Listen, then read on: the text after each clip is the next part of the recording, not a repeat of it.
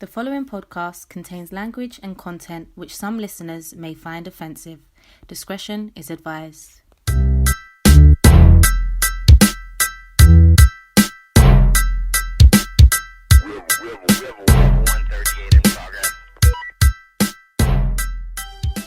You are now locked in to Daddyless Daughters, the podcast. My name is Katrina Mills. And my name is Alia Ali. And together, we will be uncovering the layers of childhood trauma, relationships, sex, and men.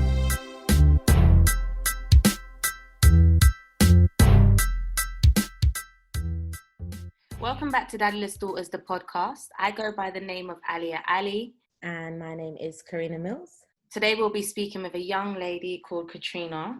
Thank you for coming on the show, Katrina. Thanks for having me. Thank you for wanting to use Daddyless Daughters.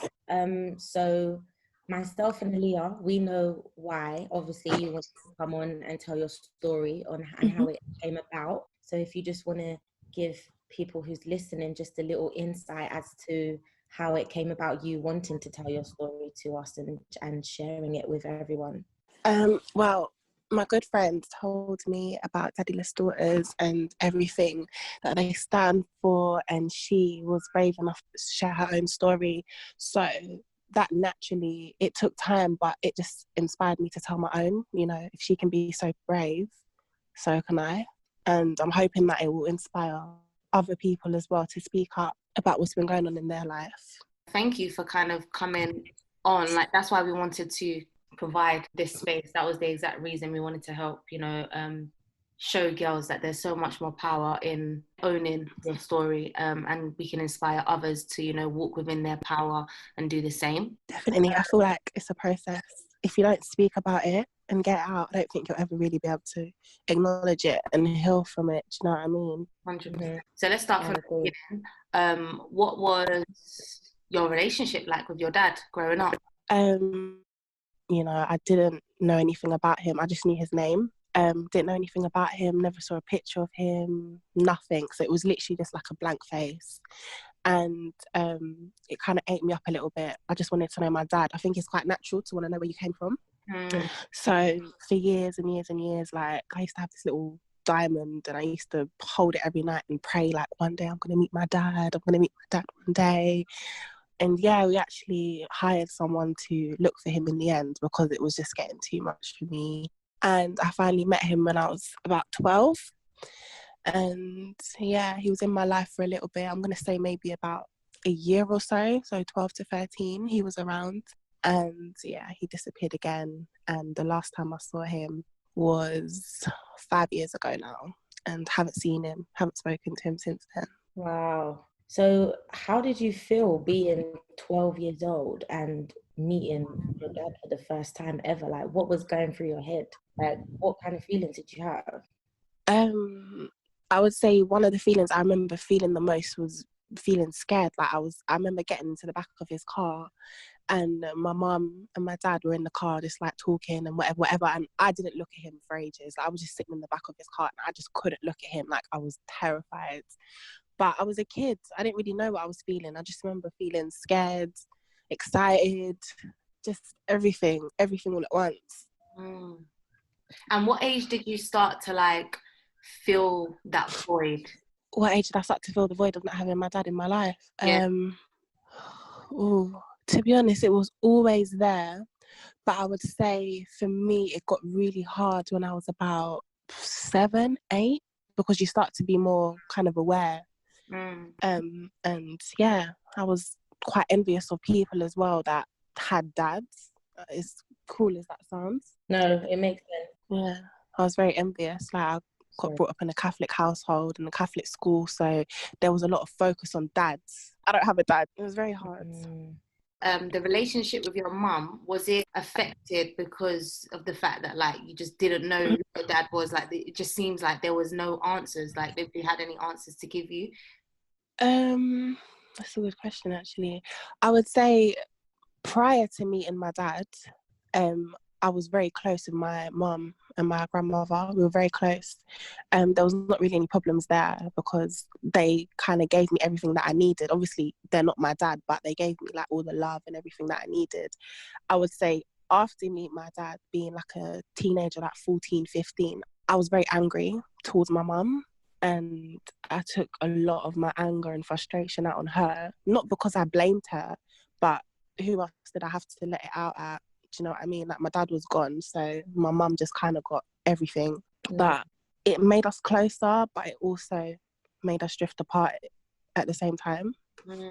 I was thinking when you were saying your mum and your dad was sat in the front seats and stuff and they was talking, I was thinking, how did your mum feel like when you came to her and said, listen, I need to know who my dad is, can you need to help me, like was she cool meeting up with him and all those kind of things? Because some mums might not be that cool with it. Yeah, no, honestly, like, I'm blessed to have the mum that I have, but my mum was completely against it. She never spoke bad on my dad, which I respect her for, because he's not a nice man. But the only thing she ever said to me is, your dad's a coward. She knew how much I wanted to meet my dad growing up, and she was against it. She even told me that she wanted to tell me that my dad was dead at one point, which, good thing she didn't. But she was completely against it. It was my nan in the end that convinced her, like, yeah, we're going to find her dad. But I think all those years she tried to protect me because she knew that he would never be able to be the dad that I deserve, because like she said, he's a coward. He doesn't know how to be a dad.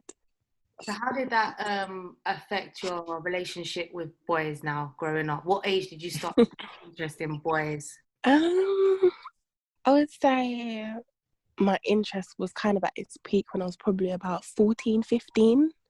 Before that, I wasn't really interested in them. I was quite terrified of them. I didn't know anything about them. I grew up as an only child, so I didn't really have any brothers around me or anything like that. So I was terrified. But 14, 15, that's when I was like, yeah, like, boys. Did that come from school, or did that come from like the friends you kept? How did that go about? I think it was a mixture of both. I don't feel like anyone pushed me into doing anything, but I think it, like I said, like going to like a Catholic school and going to a girls' school and then finally going over to a mixed school, it's a big change. Like, there's boys, you know what I mean? Like, naturally you're gonna kind of gravitate towards them. But yeah, I definitely liked the attention. I'm not gonna lie, who doesn't? So what was your relationship like with boys? With these boys that you was attracted to? What type of boys were you attracted to? I liked pretty boys, just, you know, the ones that look nice. I liked the kind of bad boy thing as well. When I was young, I don't really like that now, but I did like that, like the kind of bad boy, pretty boy, let me protect you kind of boy. So I know you have a daughter. How old was you when you had your child? 19. 19. Yeah. And what was your relationship like with her father? Looking back, it was just toxic. There was definitely love there, but it was toxic. Why do you say it was toxic? I think it was a case of we were both really, really young. Like, I met him just after I left school. We were really, really young, and there was a lot of love there, but there was also a lot of hate. I just think it was too much too soon. And in the end, we kind of just like grew to hate each other. But I definitely feel like if my dad was around, I probably wouldn't have got caught up in that, if you know what I mean. Yeah. Was he the same age as you? He is like 3 years older than me. So I was 16 and he was 19 when I met him. That's interesting. And so the whole teenage pregnancy stuff, when you disclosed it to your mom, what was that process like? Like being a child yourself, basically about to have a child? Do you know what it was? I feel like dealing with all the emotions I did growing up and having to grow up a lot yourself, I didn't actually realise how old I was. Like, I was basically 18. I had my daughter 2 months after I turned 19. And I didn't realise. Do you know what I mean? Like, I didn't realise. But how did I feel? I wasn't scared. Like, I wanted her. But at the time, you obviously don't realise how much is involved in that. I don't regret it, but I definitely was too young. So when you say you felt like you was older than you was, why? What responsibility did you have as a child that made you feel like you was older? I think the main things, dealing with all the stuff I had to deal with my dad, opening my eyes, obviously, inappropriate things happening to me, it definitely switches your mindset and you feel a lot older than you are. In my head, I was in my 20s, but really and truly, I'm a kid. What kind of inappropriate things happened to you? Sexual abuse, rape, it does make you grow up too quickly. How old was you when you experienced that? 17. Right. It's difficult, man. And did you disclose it to anybody? No. No? No. I only spoke about it with my mum probably about 2 months ago, maybe, something like that. My close friend, about the same. I hold on to it for years and years and years. I know the answer to the question I'm going to ask next, but I think it's important that the audience hears it kind of from your perspective. But why did you keep it to yourself for so long? I felt disgusting. I felt like no one would believe me. Once again, like when you're in the moment, you kind of detach yourself from what's happening and you put yourself somewhere else. And it's not until like you find that part of yourself again, you realize that this is a very, very bad thing. Like this is serious. Yeah. And I feel like, you know, because when we're young as like girls, we're taught like, you know, our abusers are going to be that ice cream van guy who's going to come and try and bribe us with sweets and stuff like that. Yeah. And that's not the reality. It's actually like that uncle's lap that you got to be like wary of. Like, and in saying that, was your abuser somebody you knew, or was it a stranger? It was my older brother, my dad's son. Wow. So like I said, I grew up as an only child. Like for my mum, it was just me until she had my little brother when I was 14, 15. So I grew up as an only child. And with my dad, there came a lot of kids attached to him, like minimum 20. He's got a lot of kids. And I got close to a couple of my brothers and I got close to one of my sisters and it was one of my older brothers. How did it come about you and him getting so close? And it must have been so crazy for you because your thing would have been like, oh my days, like I didn't have no siblings and all of a sudden now I've got all of these lots, so I really want to get to know them, I really want to understand them, I want to know my dad from them, if that makes sense. And now I've got close to one or some and then they go and do that. Yeah. And I think what makes it more disgusting is that the fact that I was a child, like my older brother is 10 years older than me. That I was a child, and like you said, that I was just like, wow, oh my god, like just saying like, oh my god, I've got a brother, I've got a sister. Like I feel like if you're an only child, like, and then suddenly you've got all these brothers and sisters, you're naturally just gonna be like, oh my god, like I want to get to know you, oh I love you. Like it just, that's all I wanted. Like I really wanted brothers and sisters growing up, and then suddenly they've all came, so I was like, oh my god, like this is everything I wanted. No, I thought it was anyway. Wow. So how is your relationship with like your like the other siblings that you met now? Like have you completely lost? Like, did any of them know? Did any of them have any kind of inkling? No, none of them know. I've not spoken to any of them about it. I just remember a few years ago, my sister, because there's only a year and a half between us, so I just tried to like ask her, but not ask her like, oh, has our brother been inappropriate with you? And I think she was a bit confused, so in that I kind of got, no, he hasn't. But I didn't speak to any of them. I just kind of naturally distanced myself because I didn't want the questions. I didn't want to ask, oh, how's so and so? I just didn't want it. So I just kind of felt like I can't be around you guys anymore. It's just memories and connections, and yeah. It's a shame. It's a shame because I can't help but hear your story and just feel like you've literally not had things and then had things and then it's got taken away and then found things again and then it got taken away. And that's exactly what happened because you didn't know your dad, found him, then he left, then he came back, then he left, then you found siblings, then they did that, then they left. Like people are just coming in and out. Like how does that affect your relationships like moving forward? Um, it's definitely affected them. It's definitely affected them. I would say more with, definitely with men and women, but more with men. It's just like you kind of get this bounce back technique. Like, this has happened. All right, shrug it off. Forget about it. This person's done this to me. All right, cool. Forget about it. You just keep suppressing and suppressing and suppressing. And then in the end, you kind of realize, like, you can't get close to anyone because they're just going to leave me. And for a lot of years, I just felt like I'm not getting close to anyone because you're just going to leave me. I felt like I couldn't have consistent friends because you're just going to leave me. And I just wanted to be alone. Rather than have heartache of somebody leaving you. Yeah. It just got to the point where I was just like, you're just going to leave me. So what's the point? You know, as you get older, you kind of realize like that's not true, and you do need support and you do need good friends around you, and not everyone's going to leave you, not everyone's going to abuse you. It's true. And I was thinking the same thing as what Karina was saying in terms of like the layers of loss that like we have as daddyless daughters. It's like a part of us is like, well, we don't know what we're actually missing because we never even had it anyway. That's the thing. It becomes so normal. Yeah. And then once it gets normalized, it's then you actually like then enter a process of like grieving people who are still alive.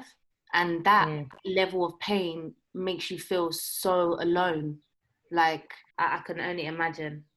You just saying that though, it's actually like sometimes, like you said, because something to you is the norm, if you actually open up and speak to other people, they'll be like, do you know what?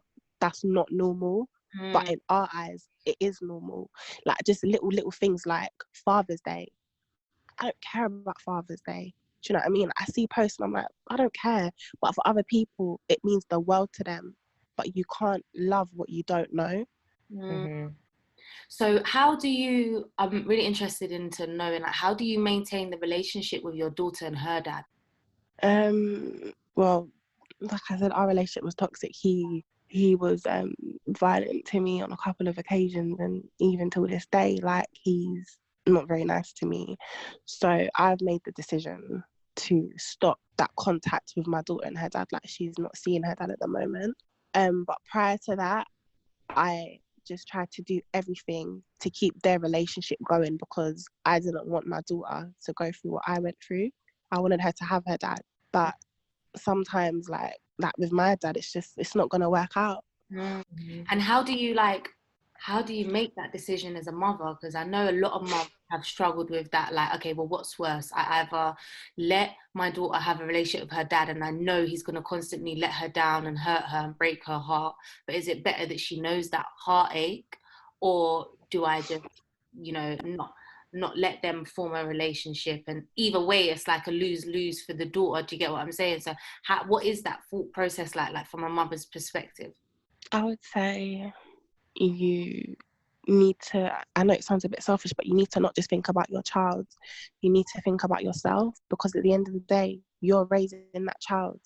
And I'm not saying that my daughter's dad is the worst dad in the world. He's not. But the abuse, emotional abuse, verbal abuse, no longer physical abuse, but in the past that I've had to endure for her, I don't think it's fair, because she's already seen things that she shouldn't have seen. But should I have to put up with that for the rest of my life so my daughter has a quote dad? No. Like, don't get me wrong, I'm not looking for a man to come and be her dad, but I firmly believe that one day there will be a man that will come into her life that can give her that. That doesn't have to be your dad. But I think as a mother, you need to think about what's best for you and your child, both of you. How does he respond to that? The way he's responded to that is obviously abusive. Like, okay, no money for you. He's no longer giving me money for his daughter because he's not seeing her, which, okay, cool, I understand, but it's not like you're not seeing her for no reason. There's plenty of men that pay for their kids month after month and they don't see that child. So he's now stopped paying for his daughter, which I think is quite spiteful. But yeah, I've had to block him because like he's just been so abusive. So he don't make no attempts to just come and see her anyway, or like, so he's not really even going hard? No, he's not going as hard as he can. Like I said, I'm not saying he's the worst, because what he's done is more than what mine ever done. Yeah. But it's just the fact, like, little things like just calling to see if she's all right, just kind of checking up on her, like coming round and, oh, let me take her away from you, like, let me take her out for the day, like little things like that. That's what dad should do. I see my brother's dad do it all the time. So I don't know. How old is your daughter? She's 4. She's 4. Okay. And has she not asked for him, like, or any inkling that she misses him or anything like that? Because I know at 4 they still have quite a personality at that age. Yeah, like she does. I'd be lying if I said she doesn't. Like, even obviously I didn't want her to listen to them because I knew what he'd be saying, but even just listening to the voice note, she's like, that's my daddy. Like, I want to see daddy. I love my daddy. Like, she loves him, and I'm not trying to hurt her, but obviously she's 4. She's not going to understand, like, the way that your dad's been treating me since I was a kid, like a teenager, and I'm still having to deal with it now. It's not fair. And maybe one day she'll realise, but, you know, I've tried my best. I've been putting up with this for 7 years. Like, I can't really put up with it for anymore. Yeah. It's a difficult situation. I think many families find themselves having these kind of difficult situations, mate. It's very, I don't even know, like, how I would handle it. It's so difficult, especially when there's a child involved. It's so difficult. I feel like sometimes it's even more difficult when you have a choice. Like, my mum didn't have a choice. My dad just walked out. Yeah. Like, I've got the choice. And I'm not saying that it's going to be like this for the rest of her life. You know, things change. But as of right now, I don't want him around either of us. Yeah, because I'm thinking, like, what do you do when she comes to you at a certain age and she's aware that you stopped him from seeing her? You might not know now, but what feel like you would do when she comes to you, like, you stopped me from seeing my dad, why did you do that? That's a very difficult question, actually. I want to raise her to have an honest and transparent relationship with me. I want us to be as honest as each other as possible, but at the same time, I don't want to tell her some of the hard truths, like, yeah, like, your dad's done this to me, like, yeah, your dad's pulled out my hair and whatever, like, I've had to call police on him. Like, no, I don't want to tell her all those things, but at the same time, how do I justify why you're not seeing your dad? So it's like I'm kind of like between a rock and a hard place. Do I tell her and potentially scar her a little bit, or do I kind of do my mum's thing where I just kind of hide everything and keep it hush hush, and then it all just comes out, you know? It's very difficult, and the answer is I don't really know right now. I'd like to know, like, as you're our first guest, who is black, who's a black woman, and I would really want to know, like, what is your perspective coming from the culture that we come from and the way that we've grown within the black community, and especially the relationships that we've seen with men and women growing up from the black community. How do you think that's affected the decisions that you're making moving forward? Or, yeah, what is your perception on all of that? I would say, being a black woman, being a Caribbean woman, I feel like when it comes to things like rape and sexual abuse and domestic violence, especially when it comes to, let's just say how it is, it's incest, do you know what I mean? Like, he is my brother and he did what he done. We don't talk about these things. We're raised, like, come on, like, we don't talk about them things. We're strong. What do you mean depression? What do you mean anxiety? Like, what do you mean, what's that? Antidepressants, what's that? All these things, it's just, we're not raised like that. In my household anyway. That's not me saying I'm not going to get that love and attention and whatever, but when it comes to things like that, like, no, black people don't speak about them things. Do you know what I mean? That doesn't happen to us, when the truth is it does. And I would say to black people in general, especially black women, like, talk about it. Even if your mum, your grandma, whoever doesn't understand, talk to them and let them know what's going on. I wish I spoke to my family when I should have, and I didn't. But I just feel like, in general, we're made to seem as these strong, powerful, nothing kind of bothers us sort of people, and that's not the case. Like, we have feelings. These things happen to us. I think everyone has their time, and I feel like you did say you wish you did tell people back then, and I understand why you have that sitting on your conscience.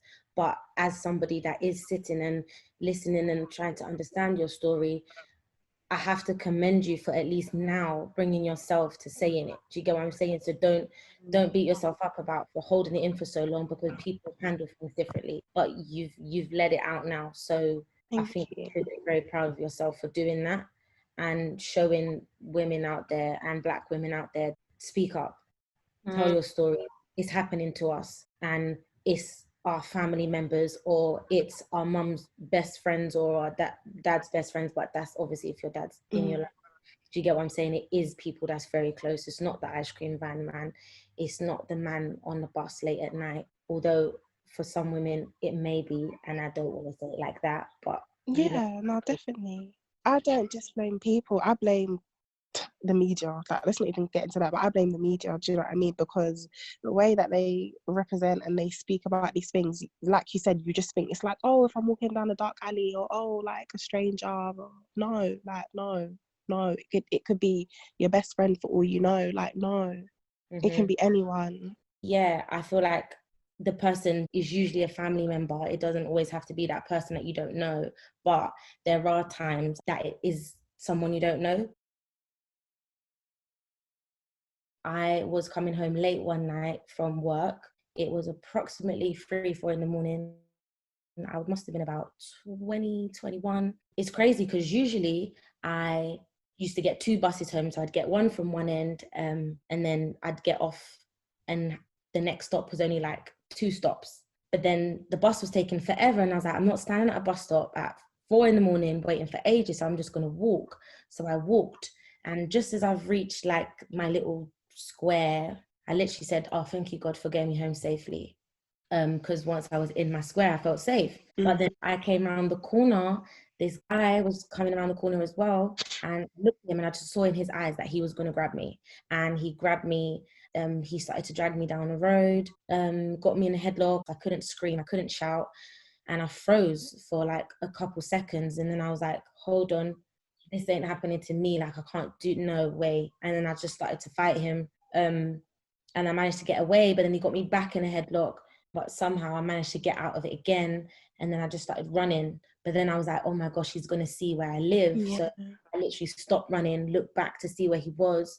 And I saw that he was fast walking off in the opposite direction. So then I quickly ran home. So I got a lucky escape from a stranger. But there is women out there that are not so lucky. Sorry to hear that. That alone, like, must have been terrifying. Fortunately enough, I've never been in that kind of position. I've never been attacked or anything like that on the street or anything. So I can just imagine, like, just the sheer terror of that situation. Yeah, I just wanted to point it out only because obviously I pointed out the fact that, you know, family members, but it's not only just for the people who's listening who may feel offended because it's happened to them by a stranger. Definitely. So I just wanted to point that out. No, so it's an important thing to highlight. It's an important thing to highlight, but we also need to, you know, break these stigmas and these fake fairy tales that we sell kids, like, about who they really should be looking out for or be wary of, you know, when it comes, especially sexual abuse, when it happens to a child at children's age, is like, I don't know why they paint that image of the ice cream van man and all of that kind of stuff. But like you said, I think it's very important to also highlight that, you know, people do get attacked on the streets and stuff like that. So Katrina, what would your advice be to your younger self and to those daddyless daughters who can relate to your story and feel like they're walking in your footsteps? I would say, honestly, love yourself. Like, stop focusing on that boy, this man, that guy, whatever. Stop focusing on them. Stop looking to them for love. They're not going to give you the love. That the love has to come from yourself. I know it sounds a little bit textbook and whatever, but it's the truth. Like, love yourself. Until you love yourself, you can't love another person properly. Another person can't love you. Just love yourself. It's not textbook. Prince Charming is textbook. Loving yourself is not textbook. If anyone came to me and asked anything, I would tell them the same thing. My friend said to me the other day as well, like, because ever since I'd formed this friendship with him and stuff, like he's shown me nothing but love, support, encouragement, all those things that like, and you know when you're traumatized and that, when people come at you correct, yeah, you don't really know how to receive it. Yeah, So yeah, I was like feeling so appreciative, and I was just like, look, I just really want to send you a message to let you know that I appreciate you and whatever.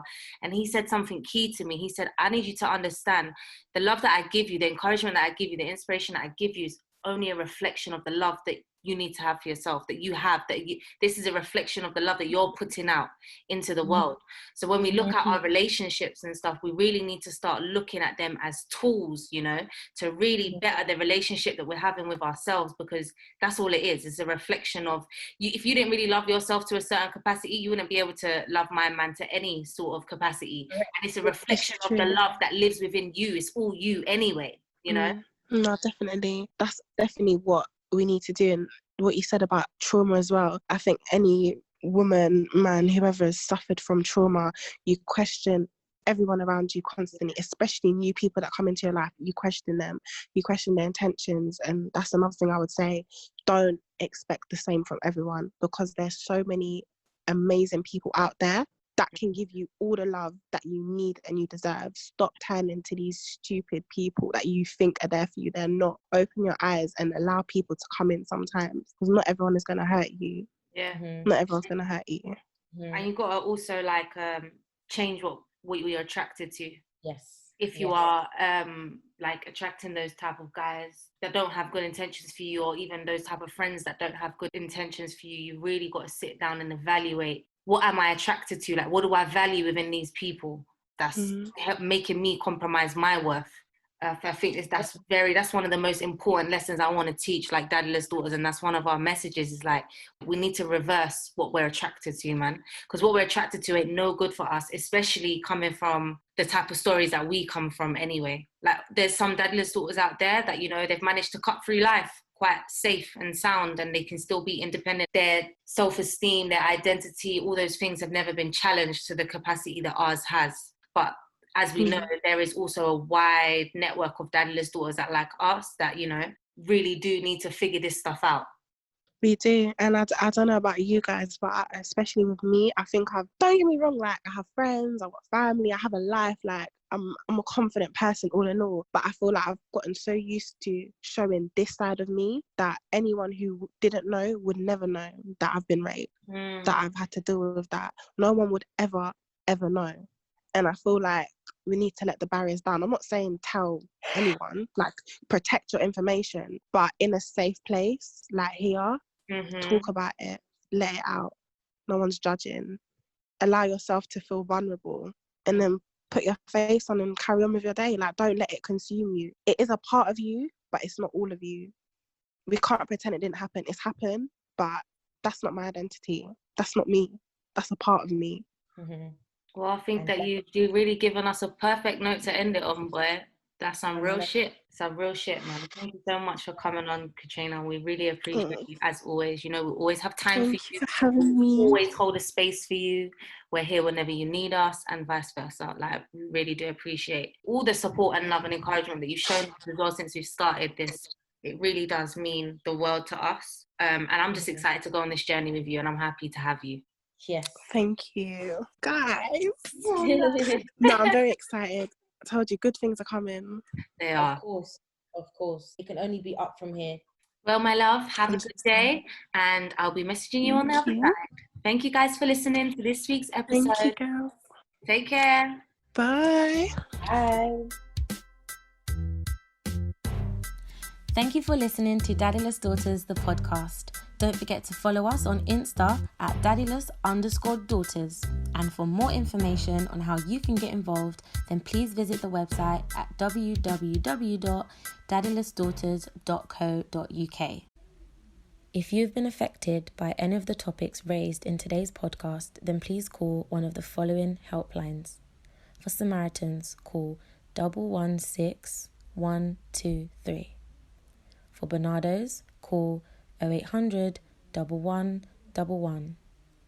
Or alternatively, call Mind on 0800 123 3393. Thank you.